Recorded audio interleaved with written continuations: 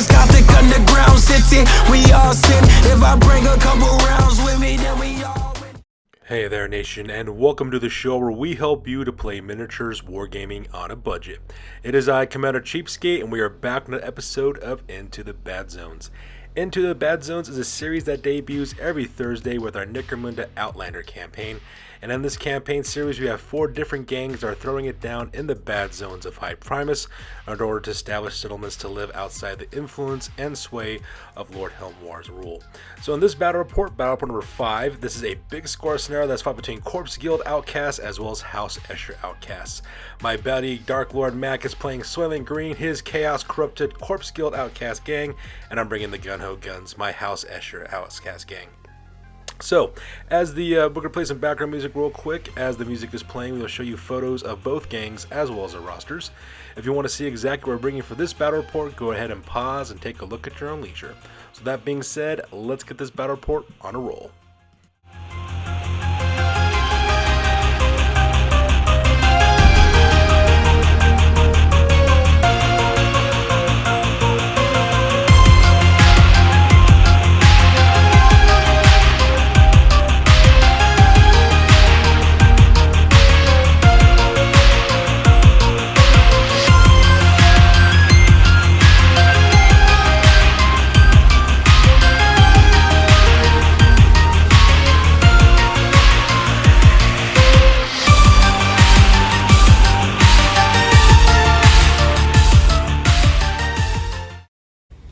Ladies and gentlemen, boys and girls, dying times here. So the scenario for this one is taking place during the development phase, and it's called the Big Score. And this will be also taking place in the Stygian Depths. The Stygian Depths is the bad zone environment that we're playing in, and this cannot be used in Zone Mortalis games. The ground level is an endless abyss, and fighters must either stay above it or on a terrain piece of some sort. If a fighter falls into the abyss, make an initiative test. If they fail, they automatically go out of action and roll on the lasting injury table. And if they pass, they become part of the reinforcements in the following round. So as you can see in this photo will be playing on the tombs, and the ground level will basically be a bottomless pit that your troops can fall into. Now, as for the battlefield, we use standard battlefield rules, and both gangs get to custom choose up to 10 fighters from their rosters, and we have standard deployment rules as well. Now, for the gang tactics on this one, you earn 1 gang tactic per 100 points of difference between the gang ratings, and since Dark Lord Mac is severely outclassed by me, he will actually get 6 gang tactics cards in this battle report. The tactics he'll be using are more where they came from, we never liked him anyway, a few friends, it's personal, back to the bad zones, and Old Faithful. In this case, Old Faithful means that one of your melee attacks or shooting attacks can be substituted for a different weapon, just for that turn only. In this case, my buddy Dark Lord Mac chose a plasma gun or a chain glaive for his 2 weapons.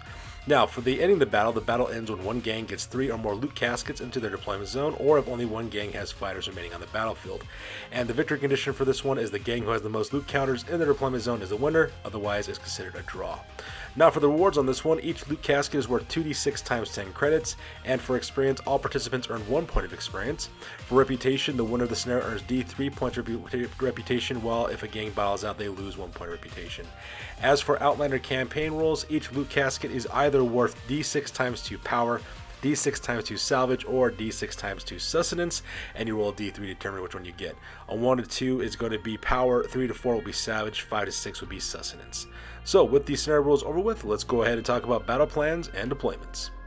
So here's an overhead shot of the entirety of the battlefield. As you can see, we're playing in the tombs on this one, and once again we have walkways spanning across the open expanses between the different islands of terrain. Like I said before, the ground level is Stygian Depths on this one, so if you fall directly into those pits, you could go out of action with a lasting injury roll. So as you can see in this photo, Dark Lord Mac is deployed in the upper right hand corner while I'm deployed on the lower right hand corner, and at the same time I also have one of my fighters, Scabs, who's actually deployed right in the middle. If you'll notice, we have some Hesco barriers right in the middle of some of the crossings here, and that's represent the fact that you could actually jump onto that and then move out if you want to. You don't need to take an initiative test in order to cross into those places. It just counts as being part of the terrain that you can walk on.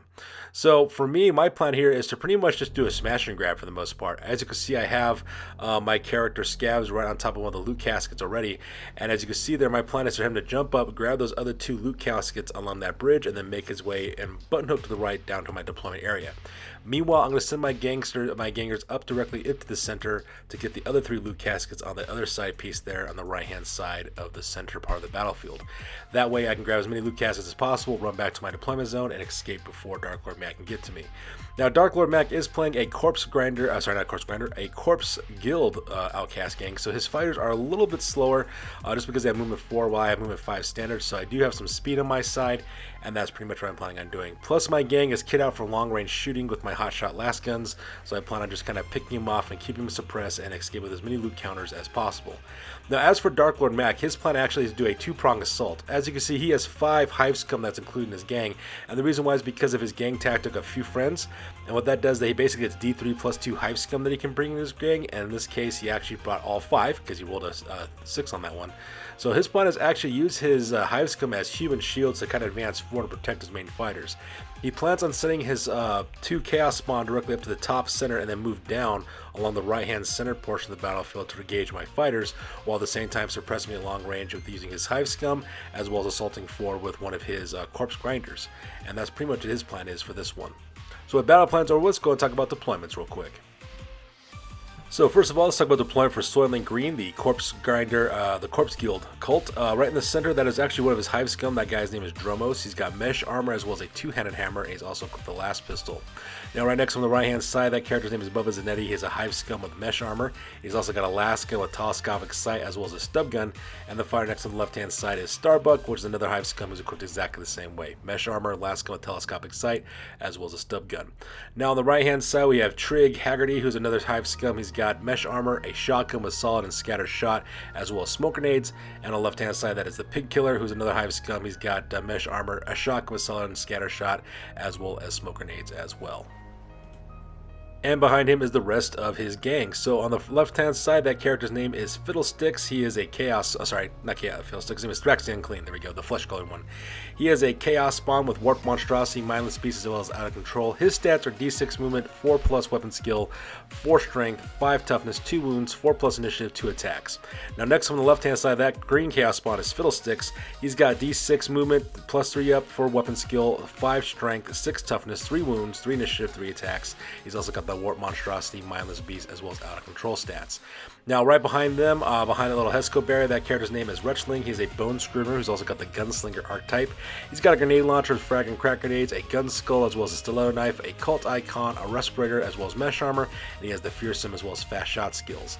Next to him on the right hand side, that's another character named Gerlach. He is an Outcast champion. He's also got the Gunslinger archetype. He's packing a plasma gun as well as a stub gun with Dum Dum Round. He's also got mesh armor, and he's also got the fast shot skill. And next on the right hand side, that is Reek. That's a Hive Scum with a last gun. Now on the back left, that character's name is Fecula Flyblown. She's a Pale Consort. She's also a weird archetype. She's got a Last Pistol Knife, Metaskull, as well as Respirator mesh armor. She has the Fearsome as well as the Overseer skills, and she also has the Biomancy discipline, and she has the Stop Bleeding skill, psychic power. And next on the left hand side, that is Sepsimus. He is a Corpse Grinder. He's got a Chain Glaive, an Auto Pistol, Flak Armor, as well as Crushing Blow skill. And that makes a deployment for the Soylent Green. So moving on to my deployment for the Gung-Ho Guns. Up in the front there in my deployment area, I got 2 fighters. On the left hand side, that is Sheik Shabazz. He is an Outcast champion who's got a Gunslinger archetype as well. He's got mesh armor, Alaska with a hotshot power pack, as well as infrared sights. He's also got a stub gun with Dum Dum Rounds and the fast shot skill. And next on the right hand side is Mayday. She's an Outcast Hive Scum. She's got flak armor, photo goggles, as well as a last gun with a hotshot power pack. So next on the left hand side of my main deployment area, up in the front I have a guy named Crimson Wind. He is an Outcast Hive Scum. He's got flak armor as well as photo goggles. He's also got a wild bow and smoke grenades. Right next on the right hand side is Deadhead Lee, another Outcast Hive Scum.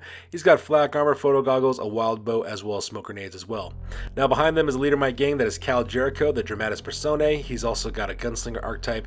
He's got mesh armor, 2 master-crafted hotshot last pistols. He's got a dueling saber, filter plugs, as well as a strip kit. He's also got photo goggles. He's got counterattack, gunslinger, inspirational, spring up, step aside, as well as the commanding presence skills. And next on the left hand side, that is One Shot Blonde. She's an Outcast Hive Scum with flak armor, photo goggles, last gun, as well as a hotshot power pack. We have Scalp Taker in the back, who's equipped exactly the same way. And then finally, we also have on the back left, Preston Garvey, my Outcast champion. He's also got a Gunslinger archetype as well. He's got mesh armor, Alaska with a hotshot power pack. He's got infrared sight as well as a stub gun. He's got Dum Dum Rounds as well as the fast shot skill. And lastly, in the middle of the table, using his infiltrate ability, is Scabs, the other Dramatis Personae. He's got mesh armor as well as a plasma gun. He's got a stub gun with filter plugs as well as photo goggles. He's got the Clamber, Escape Artist, as well as the infiltrate and lie low skills. And that pretty much makes all my deployment for this one. So deployment over with, we go directly to the top of turn number 1. The first thing we roll for, of course, is our environmental effects. So that takes directly to the top of turn number 1. So the bad zone effect for this one is going to be Labyrinth, which is actually a pretty good one. What that ends up happening is that if you fall into the Stygian Depths with the Labyrinth special rule, instead of actually falling to your death, you actually get lost. What ends up happening is that one of your fighters falls into the Stygian Depths, your opponent then takes that fighter and deploys them anywhere they want to within 12 inches of a table edge. So it's actually not that bad, all things considered. Unfortunately, it does have a 4-up discard rule, so this one will be going away pretty quickly. So now that we got the environmental effect for the bad zone, we roll for priority to see which of us will be going first. So that takes us directly to the top of turn number 1, and I managed to get the initiative on this one, so I'll be going first, and the first factor I activate is Scabs. I have activate Scabs, I have him do 2 simple movement actions to forward. He actually snatches up with the loot crate that he was standing on earlier, and snatches up the other 2 loot crates along the gangplank, and now he ends up on that island, making his way back to my deployment area so that way he can escape with the loot. So with that, we go directly to Dark Lord Mac, and for his very first activation, he activates the Pig Killer. The Pig Killer does a simple action movement right behind that little wall right there, and he does another basic action to lob a smoke grenade. Now, unfortunately for my buddy Dark Lord Mac, he does roll an ammo check on a smoke grenade, so he is currently out of smoke grenades for that fighter. However, he does manage to stick the landing on the grenade and drops that smoke grenade right in front of my guy Scabs, so because of that smoke column does billow forward, and as you see, it totally impedes his path. And the reason why is because according to the rules, you cannot move into or through smoke, so because of that, Scabs is pretty much kind of stuck there right now, at least for this turn, which is kind of rough. So with that, we go to my next activation. I do activate Cal Jericho, who does a group activation using his Commanding Presence ability to activate both Crimson Wind, as well as Deadhead Lee, as well as One Shot Blonde. One Shot Blonde, as well as Cal Jericho, do double movements all the way forward directly towards that gangplank there on the right hand side, so that way they can move up to the center and grab some more loot counters. At the same time, I do try to throw smoke grenades with both Crimson Wind as well as with Deadhead Lee, but unfortunately though, my smoke grenades land right directly into the chasm. I miss my shots because they go plunged into the Stygian Depths, and I actually don't do much of anything. So Dark Lord Mac goes next. He then activates his Hive Scum Starbuck. Starbuck does a simple action move up forward, his normal movement allowance, and a basic action open fire with his last gun with telescopic sight directly at Scabs. Luckily for me though, Dark Lord Mac does fail his to hit roll, so because that Scabs is perfectly fine. So because of that, I do once again activate Sheikh Shabazz, and Sheikh Shabazz of course does a group activation with Mayday, and the both of them open fire with their hotshot last guns directly across the battlefield. I actually have them both take basic actions aimed to get the +1 to hit, and another basic action open fire with their guns, and they fire directly at Trig Haggerty, the Hive Scum who's across the battlefield from them. So in the end, Mayday was actually able to hit as well as to wound Trig Haggerty, and because of that, he does sustain a serious injury. At the same time, he does, sorry, not a serious injury, I'm sorry, he takes a flesh wound. However, he does have to roll up on his initiative test to see if he falls into the depths. And unfortunately for him, though, he does fail his initiative test, so he goes plunging into the Stygian Depths. But because we have the Labyrinth environmental effect on right now, he's perfectly fine. In fact, I take Trig Haggerty and I put him all the way directly on the left-hand side of the battlefield, so that way he's completely away from everybody else, and he is currently laying down pinned with a flesh wound. So from there we go back to Dark Lord Mac. Dark Lord Mac activates Bubba Zanetti. Bubba Zanetti does a simple movement forward to take cover behind that wall, and does a basic action over fire with his last gun and telescopic sight directly towards Mayday. Lucky for me though, he does miss his shot, so no harm, no foul. And for my very last activation, I do a group activation with Preston Garvey, who also activates Scout Taker, and both those guys do double movements forward directly into the center of the battlefield, pretty much joining up with the rest of the gang. And that pretty much makes up all my activations. So with my activations over with, we go across the table to Dark Lord Mac. So Dark Lord Mac goes next. He decides to activate the Wretchling, who uses his cult icon to activate both Fiddlesticks as well as to activate Thrax the Unclean.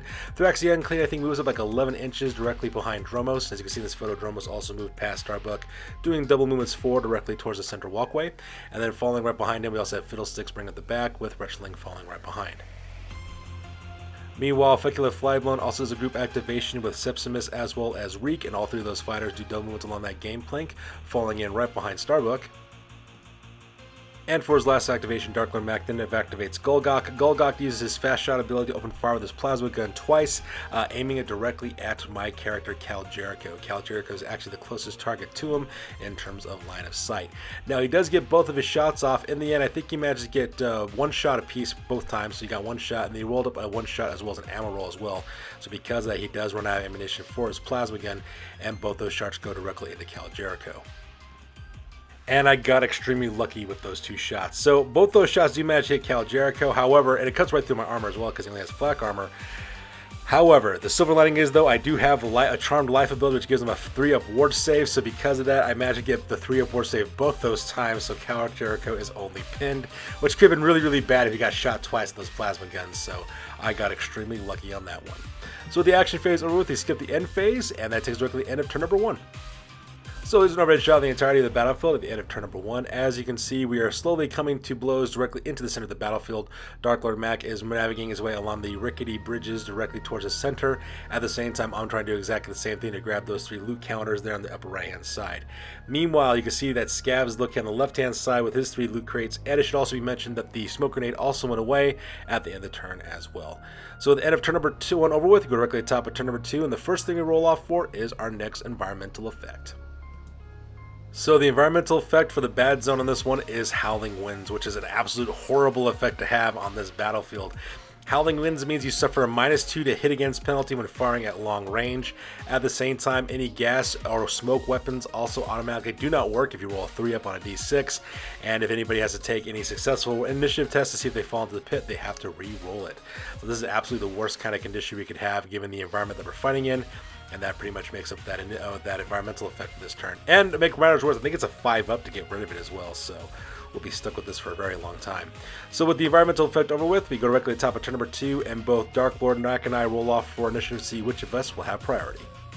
So with that, we go directly to the top of turn number 2 for the Corpse Guild Outcast. So Dark Lord Mac will be going first, and the first person he activates is Starbuck. Starbuck takes a basic action to aim with his last gun, and the reason why I said that way, he gets a +2 to hit. He gets +1 for taking him a basic action aim. He also gets a +1 hit because of his telescopic sight on his last gun as well. And the reason why he's doing that, because what that means then is that he's now just rolling on his base ballistic skill of 4. He opens fire with his last gun directly into Scabs, but unfortunately for him though, he misses his shot, so Scabs is perfectly fine. So for my next activation, I then activate Scabs, and once again Scabs does 2 simple movements forward, traveling 10 inches around the bend directly to that Hesco Bear, and he's making his way back to my deployment area so that we can escape with his fancy loot. Meanwhile, Dark Lord Mac goes next. He then activates Dromos. Dromos does a simple action in order to move down directly towards the loot counter on the top of the center portion of the battlefield, and another simple action to take that loot counter back to him. So you can see he's running back now towards his deployment area. And I pretty much do exactly the same thing with activating One Shot Blonde. One Shot Blonde moves up directly towards the center, grabs the loot counter, and does another simple action to run back, so that way she can make her way directly to my deployment zone as well. Dark Lord Mac then activates the Pig Killer. The Pig Killer does a double movement forward directly towards that center portion of the battlefield, so that way he's in a good position to start opening up with his solid slugs from his shotgun. And at the same time, I also activate Crimson Wind. Crimson Wind does a double movement forward directly to the center of the battlefield in order to secure his last loot counter as well. Meanwhile, Dark Lord Mac does a group activation with the Wretchling, who uses his cult icon to activate Fiddlesticks as well as Thrax the Unclean. As you can see in this photo, Thrax the Unclean does sprinting across the battlefield directly towards the center of the table, heading directly to my deployment zone with Fiddlesticks as well as Wretchling in the back. Meanwhile, I then activate Sheik Shabazz, who does a group activation with Mayday. Sheik Shabazz uses his fast shot ability to open fire twice with his last gun, Hot Shot Last Gun, and same thing with Mayday, she opens up with her Hot Shot Last Gun as well. All 3 shots go directly into Thrax the Unclean. So I do manage to hit him 3 times, but I failed to wound him 3 times. So because of that, Thrax the Unclean is perfectly fine. And miraculously, he also managed to pass his 4-up initiative test 3 different times as well. And had to re-roll those initiative tests 3 times and pass those as well. I'm not sure if Dark Lord Mac is the luckiest or unluckiest person in the world, but needless to say, his chaos spawn is perfectly fine, and he is standing his ground in the middle of the battlefield. Dark Lord Mac then activates Bubba's Nade to return fire with his last gun. He does a basic action aim and also uses telescopic sight for +2 to hit at long range. Unfortunate for him though, he does miss his shot because of the -2 to hit against at long range with the Howling Winds, so that action is pretty much used up. And at the same time, we also make a rules mistake once again. I was supposed to go next, but unfortunately, we skipped me. I just forgot to go next, and it was Dark Lord's next. Dark Lord Mac went next again, so we went twice in a row, which isn't really much of a big deal because we're only playing for fun. And to be honest, I should be paying attention to that sort of thing when it's my turn. So because that, he does activate Fecula Flyblown, does a group activation with Sepsimus as well as Reek, and all three of those characters do double movements forward in order to catch up with the Pig Killer. And this time I do remember to go next this time, so because I do activate Crimson Wind does a basic action, so that way it gets a +1 to hit by throwing a smoke grenade. I throw the smoke grenade. Unfortunately though, I do roll an ammo check for that as well, so this will be the very last smoke grenade that I'll be throwing for the battle. However, despite the odds, I do manage to stick the landing by throwing the smoke grenade directly into that center island where Fecula Flyblown as well as the Pig Killer is located at. As you can see in this photo, the smoke cloud goes off as well. Dark Lord Mac does roll a d6 in order to try to dispel that smoke grenade with using the Howling Wind effects, but he rolls a 1, so because of that, that smoke grenade will be working for this turn, which is absolutely fantastic.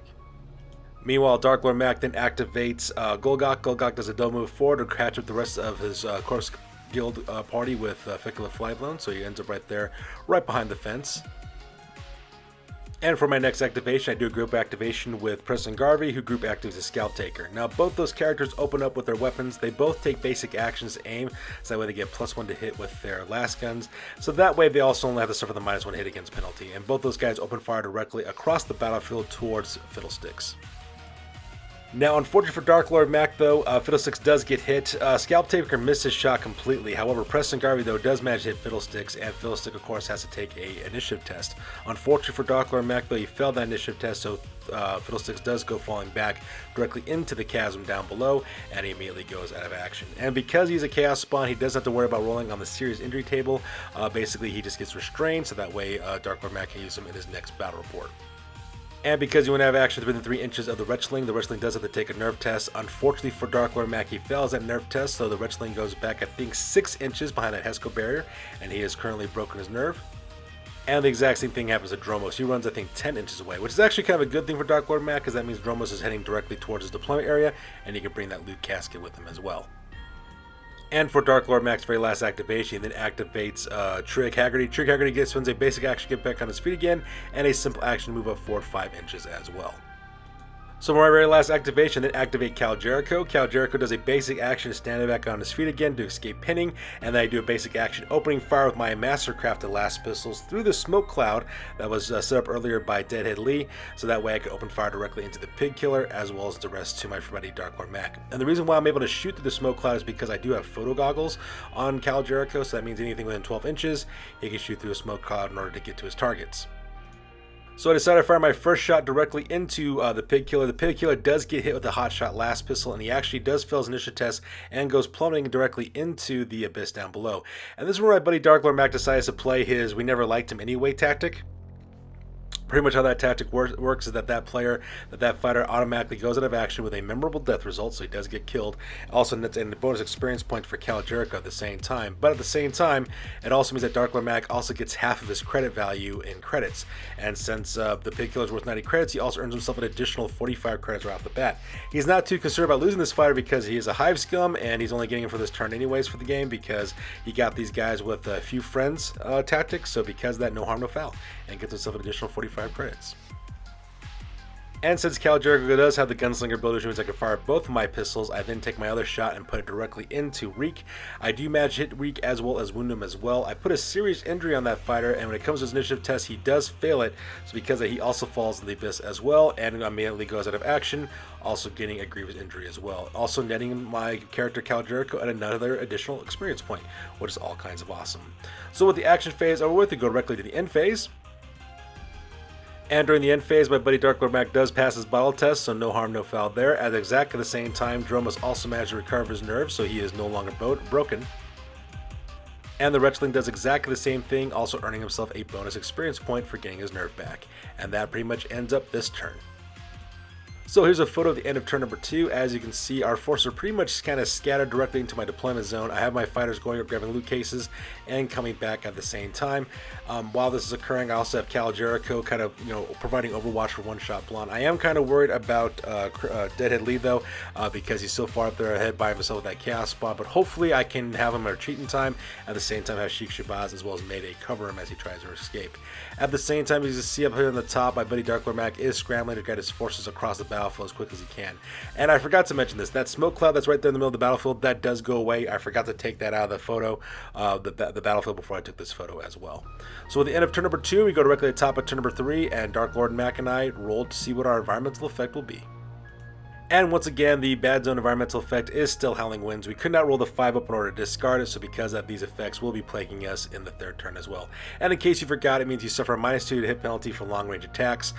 Gas as well as smoke grenades also get dispelled on a 3 up, and also you must reroll successful initiative tests to see if you don't fall directly into the Stygian Depths. So with the environmental effects over with, Dark Lord Mac roll for initiative to see which of us will be going first.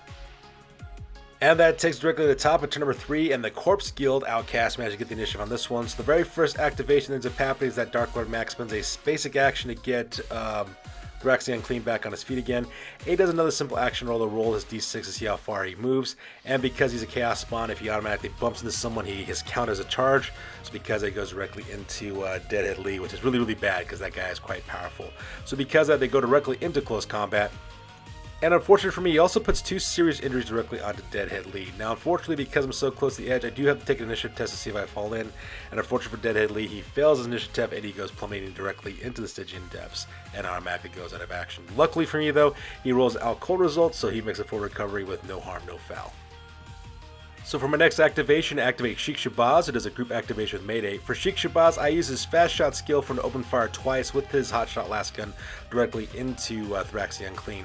I do not manage to wound him at all, but I do force him to take an initiative test because he's so close to the edge, and unfortunately for my buddy Dark Lord Mac, he fails his initiative test, so Thraxion Clean goes plummeting directly into the Stygian Depths and also suffers an out cold result. But he makes a full recovery no problem because of his Chaos Spawn ranking, which means he automatically becomes restrained if he goes out of action. So that's pretty good for Dark Lord Mac. And since Mayday is now freed up, she does a basic action to aim with her last gun, hot shot last gun, so that way she gets +1 to hit. And at the same time, she also gets a +1 to hit for long range for her shots, which basically means with the -2 for the Howling Winds, she's rolling at her unaffected, unmodified Ballista skill. And she opens fire directly into Sepsimus. So because of that shot goes directly into Sepsimus, I manage to hit that guy. I don't wound him, but I do cause him to fall off the edge though, because he fails his initiative test. He goes plummeting directly into the Stygian Depths and also earns an eye injury on him as well, giving him -1 to his Ballista skill, and he automatically goes into recovery. So for Dark Lord Mac's next tactic, he decides to use Old Faithful. Now in case you're wondering what that means, Old Faithful is basically where you get to do a shooting or a close combat attack, and you substitute the stats of your weapon with a weapon of your choice up to a rarity value of 9. So in this case, this character does have a stub gun, and he decides to use the stats of a plasma gun instead. So because he does a basic action aim with his stub gun / plasma gun, and pulls the trigger directly into one-shot blonde.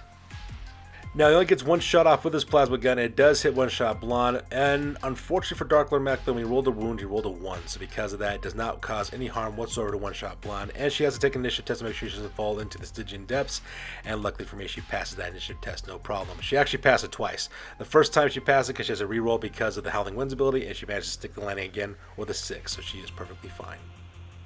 So out of revenge, I then do a group activation with Preston Garvey as well as Scalp Taker to return fire directly back to Gulgok. But unfortunately, though, I missed my shots. I just kind of flew my rolls. Plus that -2 to hit against the Howling Winds really kind of made those shots kind of impossible. Meanwhile, Dark Lord Mac then activates Starbuck, who does a basic action aim to get that +2 to hit with his telescopic sight for long range shooting. And unfortunately for him, though, he does lose his, misses his shot, so no harm, no foul. I then activate Scabs. Scabs does a simple movement forward directly across the across the gantry walkway directly into my deployment zone, and just like that, I manage to capture 3 loot crates. Dark Lord Mac then activates Starbuck to do a basic action aim for +2 to hit with his last gun, so that way he's shooting at an unmodified ballistic skill. Unfortunately, though, he misses his shot, so nothing much happens there. I then activate One Shot Blonde. One Shot Blonde does a basic action to get back on her feet again to escape pinning, and another simple action to drag the loot crate with her right behind Scabs across the walkway towards my deployment area. Dark Lord Mac then activates Trig Haggerty. Trig Haggerty does a double movement forward to catch up the rest of his gang as well, so he moves up correctly towards that walkway towards the center of the battlefield. I then activate Cal Jericho. Cal Jericho does a simple action to get back on his feet again, and another simple action to move up forward his normal moon allowance. Unfortunately, I was half inch away from actually grabbing that loot crate, so because I will have to wait on my next turn in order to grab that loot crate, so that way I can take it back to my main lines. Meanwhile, Dark Lord Mac then activates the Wretchling. The Wretchling does a simple action to move up forward his normal moon allowance, and another basic action open fire with his frag grenade from his grenade launcher directly at Cal Jericho. Unfortunately, though, he missed his shot, so it falls off to the side into the Stygian Depths, and nothing much really happens there. I then activate Crimson Wind. Crimson Wind does a simple action open fire with his wild bow directly into my opponents. Unfortunately for me, though, I do miss my shot, at the same time also get an ammo roll on that as well. So with that, we go directly to the end phase, and once again, my buddy Dark Lord Mac plays another tactic called More Where They Came From, and pretty much what ends up happening is that he gets to bring up D3 fighters back from the dead, basically, is what he ends up doing. So because that, he brings up Reek as well as Septimus. Both those guys are back on the battlefield, and the nice thing about that tactic is that any serious injuries that they might have suffered, lasting injuries they might have suffered, automatically go away. So the two crippling injuries I put on both those guys get basically healed up for all intents and purposes, and they're back on the tabletop, which is absolutely horrific. So because that, Dark Lord Mac does not need, well, he does take a bottle test, but he passed that bottle test with no harm, no foul, and that pretty much brings us to the end of the turn. So with that, here's the end of turn number 3 as well, and as you can see, pretty much things are working out pretty well for me. I got 4 loot crates going back into my deployment zone. I'm working on a 5th one with Cal Jericho as well. At the same time, my buddy Dark Lord Mac managed to get one as well. And it's this point that my buddy Dark Lord Mac also plays his very last tactic, which is called Back to the Bad Zones, which pretty much means that he ends this battle report automatically, and at the same time, he doesn't suffer any reputation loss whatsoever, which is a pretty good thing for him to use that tactic, because I was pretty much going to be winning this one. And with that, that takes directly to the end of the game with a victory for the House Escher Outcasts. So with that being said, ladies and gentlemen, we'll go directly to the post game, and the reason why is because this battle report is now officially over. That's it, man. Game over, man. It's game over. Alright, so that takes directly to the post game for Soylent Green. So once again, Septimus and Reek, both those guys originally had grievous injuries as well as eye injuries as well, but they make full recovery due to the More Where They Came From tactic, so because of that, they're perfectly fine. At the same time, Thrax the Unclean as well as Fiddlesticks, the 2 Chaos Spawn, they make full recovery no problem, and they're currently restrained, so that way they can be used later on in the game. Now, during the Dark Ritual, what ended up happening is that Reek was randomly chosen to be the vessel for the Dark Ritual. At the same time, they actually managed to get the Dark Ritual off at the same time, so Reek earned an additional 4 experience points, and at the same time, this gang has gained the favor of Nurgle, which means that the leader, Fecula Flyblown, has now 3 wounds on her characteristic. She gets +1 wound for being aligned with Nurgle. At the same time, her Chaos Spawns also get +1 to their toughness. Thrax the Unclean is now at toughness 6, while Fiddlesticks is now at toughness 7 at the same time. As for advancements, Reek does level up to level 2, earning +1 to his Ballistic skill as well. Now from their settlement Mauville, they managed to score 10 power, 10 sustenance, as well as 10 salvage as well. And with their new upgrades they also got 8 sustenance from capturing one of the loot counters as well. So with their new materials and the resources, they basically build a scrap market for 5 power, 5 sustenance, as well as 5 salvage, as well as a corpse yard for 5 power, 10 sustenance, and 10 salvage as well, which is appropriate since this is a corpse guild gang. And because of that means that their supply structure limit now is increased by 1 because they have that corpse yard. Now at the training post, they get 110 credits from the loot casket that they managed to capture, as well as combined with the 10 credits from their stash, as well as 45 credits from Pig Killer's death with the We Never Liked Him Anyway tactic. Gives them 185 credits in total. With those 185 credits, they spent 135 of those credits to hire a new corpse grinder named Tulok the Broken, and they equipped him with an auto pistol from the stash as well. At the same time, they also gave the chain glaive they had in their stash directly to Reek, and exactly the same with their credits, they hired a new rogue doc named Singed as well. Now for the reputation, they earned 1 point reputation from their settlement, bringing their grand total to 3 total because they used that Back to the Bad Zones tactic, so that way they're losing reputation for their battle report. Their new record now, unfortunately, is at 0 wins as well as 3 losses, and the new gang right now is at 1,295 points. So moving on to the Gung-Ho Guns. For my injuries, I only suffered one, which was Deadhead Lee. He made an out cold result, so because he made a full recovery, no problem. Now for my advancements, Mayday leveled up to level 2, earning +1 to her toughness and also increasing her rating by 30 credits as well. Now for my settlement at Martyr's End. In the end, I was able to pretty much generate a grand total of 51 power, 56 sustenance, as well as 47 salvage. And the reason why I was able to do so is because of the 4 loot crates I managed to take off with in the battlefield. I got 12 power, 22 salvage, as well as 6 sustenance for those as well. So when combined all together, I actually built quite a bit in my settlement. I built a dock clinic for 20 power, 10 sustenance, as well as 10 salvage. I can do that because I also have a rogue dock now with Malakachi on as well, which means that 3 of my fighters, if they should go to recovery, automatically skip it to represent the fact I went to that clinic. I also built a hab block for 10 power, 20 sustenance, as well as 10 salvage. That way I can increase my toxicity level to 1, so that way I can include more buildings in my settlement. I also built a drinking hole for 10 power, 20 sustenance, as well as 20 salvage. That way hired guns only cost 50% to recruit. And then finally I also built a jail as well for 5 power and 5 salvage, leaving me only 6 power, 6 sustenance, as well as 2 salvage left for my settlement. Now the training post, I managed to score 260 credits from the 4 loot crates I managed to capture, and when combined with the 20 credits from my stash, gave me a grand total of 280 credits in total. With those 280 credits, I spent 110 credits in order to recruit Kratos Hark the Bounty Hunter, which is the special character bounty hunter as well. The guy's got good stats, he's got good equipment, he's also got the munitioneer skill, which I could really use as well, and plus I have that jail built now. I get +3 on my capture rolls, which means I can earn some bounties for my gang. At the same time, I also spent 60 credits to purchase 2 long rifles for Preston Garvey as well as Sheikh Shabazz, and I put their infrared rifle sights on those rifles as well, so that way they can really reach out and touch you at long distance as well. At the same time, I also placed both their hotshot last guns directly into the stash. Now then, I also spent 80 credits to recruit a new Hive scum named Zero. Zero is equipped with flak armor, he also has photo goggles as well as a stub gun, and I also took one of the hotshot last guns from my stash and equipped him with that. I then also spent my 25 credits for stub guns for One-Shot Blonde, Mayday, Scalp Taker, Crimson Wind, Deadhead Lee as well, and I placed my 5 remaining credits directly into my stash. Now for my reputation, I earned 1 point reputation from my settlement as well as 1 from my scenario, giving me a grand total of 8 reputation in total. My new record now is at 3 wins and 0 losses, and my new gang rank now is at 1,780 points. So that's good for this, you guys. As always, please remember to like, comment, and or subscribe. Your guys' input is invaluable to us as always. Also check us out on Facebook, Instagram, as well as blogger.com for all the latest greatest hobby news related to this channel. And that's good for this one, you guys. We'll catch you guys next one. Peace out and stay classy.